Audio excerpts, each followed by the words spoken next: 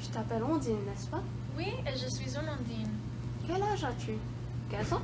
15 ans, et je suis née depuis des siècles. Et je ne mourrai jamais.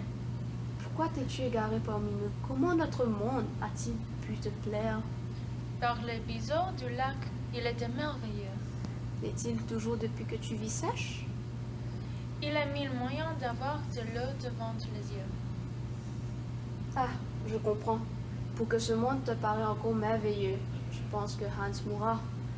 Pour que les femmes te paraissent encore merveilleuses, tu penses qu'elles te prendront Hans? Elles veulent me le prendre, n'est-ce pas? Cela en a tout l'air. Tu lui donnes trop d'importance. Mon secret, oh reine, c'est là mon secret. Si elles le prennent, il mourra, c'est épouvantable. Rassure-toi, elles ne sont pas si cruelles. Si, il mourra parce que j'ai accepté qu'il meure s'il me trompe. Que dis-tu là? C'est la punition chez les ondins? Oh non, chez les Ondins, il n'y a jamais autre épouse d'infidèle que par confusion ou par trop grande ressemblance ou parce que l'eau était brouillée. Mais les Ondins s'entendent pour que le trompeur involontaire ne le sache jamais. Et comment alors peuvent-ils savoir que Hans peut te tromper? Comment comprendre le mot trahir? Ils l'ont tout en coupe en le voyant. Jamais il n'avait été question chez eux de tromperie. Jamais avant la venue de Hans, mais ils ont aperçu un bel homme. À cheval, la loyauté sur le visage, la sincérité dans la bouche, et alors le monde trompé a couru jusqu'au fond des ondes. Pauvre ondin. Et alors, tout ce que des ondes me donnent confiance, son regard qui est le droit, sa parole qui est claire, cela leur paraît un message de trouble, une hypocrisie. Il faut croire que la vertu des hommes est déjà un mensonge affreux. Il m'a dit qu'il m'aimerait toujours. Et le mot trahir est né dans les eaux. Les poissons même l'appelaient, et chaque fois que je sortais de la cabane pour leur raconter l'amour de Hans et le narguilé, tu me criais ce mot par des boules ou par des sons. Il furieux de la truite, disais-je. Et la femme, oui, disait le brochette, il te trompe. Je viens de cacher le jambon. Oui, disaient les ablettes, il te trompe. Vous aimez les ablettes, vous? Je n'ai pas encore d'opinion. De sales petites mouches, de sales petites serpentes. J'en sais sur les ablettes, et ils l'ont tenté avec les ondines. Je pensais qu'ils allaient, à ce qu'on nous a dit des hommes, se précipiter sur elles, d'autant que mon oncle les avait choisis sans lui et sans aileron. Il ne les a ni touchés ni embrassés. J'étais fière de lui, je les ai défiés, je leur ai dit qu'ils ne me tromperaient jamais. Mais ils ricanaient, alors j'ai eu tort, j'ai fait le pacte. Quel pacte? Le roi, mon oncle, m'a dit, tu nous permets de le tuer s'il te trompe. Si je disais non, c'était humilier Hans devant eux, c'était dire que je méprisais Hans, c'était me mépriser moi-même. Je dis oui. Ils oublieront, ils changeront d'avis. Oh, ne croyez pas cela. C'est toute petite dans l'univers, le milieu où l'on oublie, où l'on change d'avis, où l'on pardonne. L'humanité, comme vous dites, chez nous, c'est comme chez les pauvres, comme chez les feuilles du frêne, comme chez les chenilles, et n'y en reconnaissent ni pardon. Mais quelle emprise ont-ils chez lui? Tout ce que selon le maintenant surveillant, si la poche donne, puis soudain de le nouveau monte, si la pluie tombe, elle tombe sur lui 2 fois plus dense. Il est furieux. Vous verrez quand il passe près de jet d'eau du jardin, il s'élève de courir jusqu'au ciel. Tu veux écouter mon conseil, ma chère Ondine? Oui, je suis une ondine. Tu peux m'écouter, j'ai 15 ans. 15 ans dans un mois. Et je suis née depuis des siècles et je ne mourrai jamais. Pourquoi as-tu choisi Hans? Je ne savais pas que l'on choisit chez les hommes. Chez nous, l'on ne choisit pas de grands sentiments, nous choisissons. Et le premier entend venu est pour toujours le seul entend.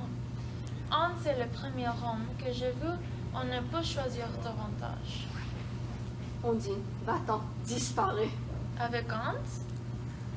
Si tu veux ne pas souffrir, si tu veux sauver Hans, plonge dans la première source venue. Va-t'en. Avec Hans? Il est laid dans l'eau. Tu as eu avec Hans 3 mois de bonheur. Il faut t'en contenter. Pas pendant qu'il est encore temps. Quitter Hans? Pourquoi? Parce qu'il n'est pas fait pour toi. Parce que son âme est trop petite. Moi, je n'en ai pas.